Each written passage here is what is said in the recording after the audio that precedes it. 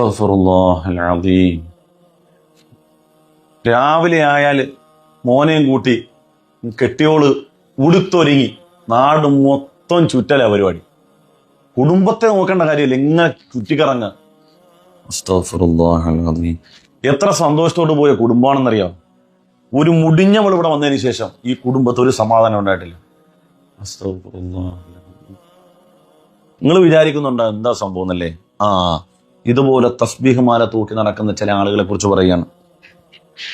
ഞാൻ മഗ്‌രിബ് നമസ്കാരം കഴിഞ്ഞ് റൂമിലേക്ക് വരുമ്പോൾ റൂമിന്റെ വാതിക്കൽ ഒരു ഭാര്യയും ഭർത്താവും നിൽക്കുകയാണ്. എൻ്റെ പരിചയത്തിലുള്ളവർ തന്നെയാണ്.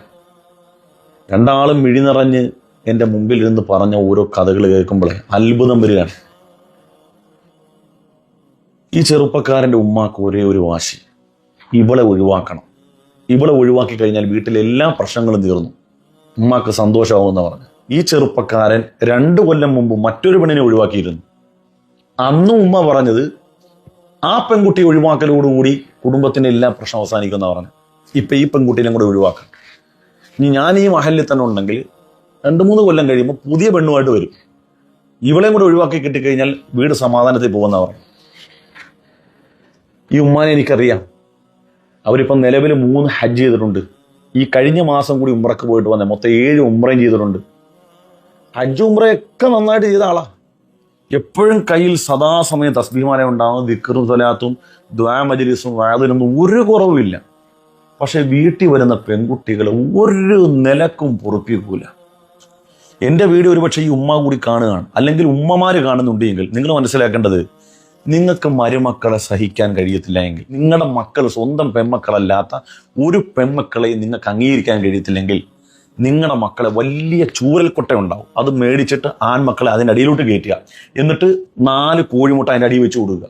കുറച്ച് കഴിയുമ്പോൾ വിരിയും. അപ്പോൾ അവർക്ക് പേരക്കുട്ടിയുടെ പ്രശ്നമൊന്നും വരത്തില്ല, ചെറിയ കോഴിക്കുഞ്ഞുങ്ങളെ കിട്ടും. അങ്ങനെ നിങ്ങൾ വളർത്തുക.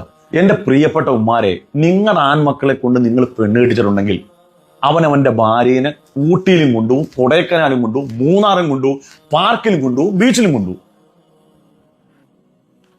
ആ വരുന്ന പെൺകുട്ടിക്ക് വലിയ ആഗ്രഹങ്ങളും പ്രതീക്ഷകളും ഉണ്ടെന്നേ. 24 മണിക്കൂറും ഈ തുണിയെരുമ്പുക, അടുക്കളയൊക്കെ നിന്ന് പണിയെടുക്കുക, ഇത് മാത്രമാണ്. എന്താ ഇവർ പോലെ അടിമകൾ വല്ലതാണ്? അത് വീട്ടിലെ വാഷിംഗ് മെഷീന്. ഈ അടുക്കളയിലെ തീച്ചൂടിന്റെയും കഷ്ടപ്പാടിന്റെയും പ്രയാസത്തിനിടയിൽ ഒരല്പം വിശ്രമവും സമാധാനവും ഒക്കെ കിട്ടാൻ വേണ്ടിയാണ് ഭർത്താവും മക്കളും ഒക്കെ ആയിട്ട് പുറത്തു പോകുന്നത്. സത്യത്തിൽ ഈ പെൺകുട്ടി പറഞ്ഞിട്ടല്ല, നിങ്ങളുടെ പേരക്കുട്ടികളുണ്ടല്ലോ, അവരുടെ ആഗ്രഹത്തെ മാനിച്ചിട്ടാണ് ഈ പോകുന്നത്. കാരണം അവരുടെ കൂട്ടുകാരികളും ഒക്കെ ആയ അവരുടെ സൗഹൃദ വലയത്തിലുള്ളവരൊക്കെ പുറത്തു പോവുകയും വാപ്പമ്മവരെയൊക്കെ ആയിട്ട് കളിച്ചിരിയും, അവര് പാർക്കിലും ബീച്ചിലും ഒക്കെ പോയി, അതുപോലെ തന്നെ അവര് സ്വിമ്മിംഗ് പൂളിലൊക്കെ കുളിക്കുന്നതൊക്കെ അവർ ഫോട്ടോ ഒക്കെ എടുത്ത് സ്റ്റാറ്റസ് ഇടുമ്പോൾ നമ്മുടെ മക്കൾക്കൊക്കെ ആഗ്രഹം ഉണ്ടാവും, നമ്മുടെ ചെറുകിടാങ്ങൾക്ക് ആഗ്രഹം ഉണ്ടാവും. അപ്പൊ അതിനുവേണ്ടി പോകുന്നയാ. അവര് പോയി തിരിച്ചു വന്നു കഴിഞ്ഞാൽ പിന്നെ ഇങ്ങനെ വീർപ്പിച്ച് ഇങ്ങനെ വെച്ചോണ്ടിരിക്കുകയാണ്. ഈ വന്നവന്റെ പ്രയാസം അത് തന്നെ. അവന് ഒരേ ഒരു പ്രശ്നമില്ല, വേറെ പ്രശ്നമൊന്നുമില്ല. ഇവളെയും കൊണ്ട് ഉടുത്തൊരുങ്ങി പുറത്തു പോകാൻ പാടില്ല. ഓളെ 24 മണിക്കൂർ വീട്ടിൽ തന്നെ ഇരുത്തും. ഞാനിങ്ങനെ ഇത്തരം വിഷയങ്ങൾ ഇടപെട്ടെടുത്തോളാൻ പറയാണ്. ഇത്തരം കലാപങ്ങളും പ്രശ്നങ്ങളും ഉണ്ടാക്കുന്ന ആളുകൾ 2-3 ഹജ്ജും ഉംറയൊക്കെ ചെയ്തവരാണ്, സാധാരണക്കാരല്ല. ഞാൻ അറ്റൻഡ് ചെയ്തിട്ടുള്ള ഇത്തരം കേസുകളിൽ അധികവും അത്യാവശ്യം തഹജ്ജുദും ദുഹായും ഹജ്ജും ഉംറയൊക്കെ ഉള്ളവരാ. നിങ്ങൾ എന്തിനു വേണ്ടി അതൊക്കെ ചെയ്യുന്നത്? എനിക്ക് അറിയാൻ പറ്റുന്നുണ്ട്. എന്ത് കൂലി കിട്ടാൻ വേണ്ടിയാണ് ഇതൊക്കെ? അല്ലാഹു റസൂൽ സല്ലല്ലാഹു അലൈഹി വസല്ലം തങ്ങൾ തന്നെ പറഞ്ഞെന്താ, ഒരാൾ സ്വർഗത്തിൽ കടക്കണമെങ്കിൽ 4 പേരുടെ തൃപ്തി വേണം. 1 മാതാപിതാക്കളുടെ, 2ാമത്തെ ഗുരുനാഥന്റെ, 3ാമത്തെ അയൽവാസിയുടെ, 4ാമത്തെ എക്സ്പീരിയൻസ് സർട്ടിഫിക്കറ്റ് എന്ന് പറയുന്ന തൃപ്തിയുണ്ട്. അറിയോ? പ്രവർത്തന പരിചയം. നമ്മുടെ സമൂഹത്തിൻ്റെ ഇടയിൽ, ഒരു കുടുംബത്തിൻ്റെ ഇടയിൽ ജീവിക്കുമ്പം മറ്റുള്ളവർക്ക് ഏതെങ്കിലും തരത്തിൽ നമ്മൾ ദ്രോഹം ഉണ്ടാക്കിയിട്ടുണ്ടെങ്കിൽ അവന്റെ തൃപ്തി ഇല്ലെങ്കിൽ അള്ളാന്റെ മുമ്പിൽ പടച്ച തമ്പുരാനും രക്ഷപ്പെടത്തില്ല. എന്ത് വലിയ ദിക്റും സ്വലാത്തും നിങ്ങൾ ചെല്ലുമെന്ന് പറഞ്ഞാലും പടച്ചവന്റെ മുമ്പിൽ രക്ഷപ്പെടുന്നു വിചാരിക്കണ്ട. നബി സല്ലല്ലാഹു അലൈഹി വസല്ലം തങ്ങൾ പരിചയപ്പെടുത്തിയ മുഫ്ലിസ് എന്ന് പറയുന്ന ഒരാളുണ്ട്. അറിയോ? എല്ലാം നഷ്ടപ്പെട്ടവൻ, കണ്ടമാനം സുഹൃതങ്ങൾ ചെയ്തവനാണ്. പക്ഷേ അവന്റെ ജീവിതകാലത്ത് ഒരുപാട് മനുഷ്യരെ അവൻ ഉപദ്രവിച്ചിട്ടുണ്ട്, നാക്കുകൊണ്ടും പ്രവൃത്തി കൊണ്ടൊക്കെ. അങ്ങനെയുള്ള ആളുകൾ പരലോകത്ത് വരുമ്പം ഇതെല്ലാം പടച്ചവൻ തിരസ്കരിക്കും. അങ്ങനെ ഒന്നുമില്ലാത്തവനായി, നഷ്ടം സംഭവിച്ചവനായി സ്വർഗത്തെ നിഷേധിക്കപ്പെട്ട് നരകത്തിലേക്ക് വലിച്ചഴക്കപ്പെടും.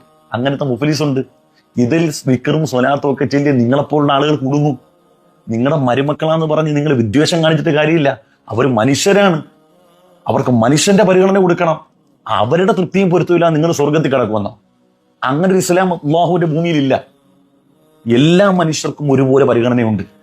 നിങ്ങൾ മാതാപിതാക്കളായതുകൊണ്ട് നിങ്ങൾക്ക് മാത്രമേ മഹത്വമുള്ളൂ നിങ്ങൾ വിചാരിക്കണ്ട. നിങ്ങൾക്ക് നിങ്ങളുടെ മക്കളോടും മരുമക്കളോടും ഒരു ബാധ്യതയുണ്ട്.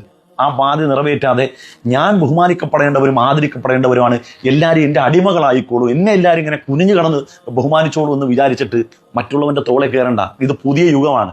അല്പമൊക്കെ മര്യാദയാകാം. മര്യാദയായില്ലെങ്കിൽ ഇപ്പോഴത്തെ കാലത്തെ പെൺകുട്ടികൾ നന്നായിട്ട് മറുപടി പറയും. അത് സഹിക്കേണ്ടി വരും. മറുപടി ചിലപ്പോൾ നമുക്ക് താങ്ങാൻ കഴിയുന്നത് വരില്ല. അങ്ങോട്ട് കൊടുക്കുന്ന ബഹുമാനമാണ് ഇങ്ങോട്ടും കിട്ടുന്നത്. അങ്ങോട്ട് സ്നേഹം കൊടുത്താൽ കുറഞ്ഞ കാലത്തെ ജീവിതമല്ലേ, കുറഞ്ഞ കാലത്തെ ജീവിതം. അത് ഈ പേരക്കുട്ടികളെയും മരുമക്കളും മക്കളും ഒക്കെ ആയിട്ട് സന്തോഷൂടെ. ഈ ഇങ്ങനെ തസ്ബീഹ്മാലെടുത്തിട്ട് ബുറുബുറുബുറുബുറുന്ന് ചെല്ലുന്നതിൻ്റെ ഇടയ്ക്ക് എന്തിനാണ് ഇവരെയൊക്കെ ഉപദ്രവിക്കുന്നത്?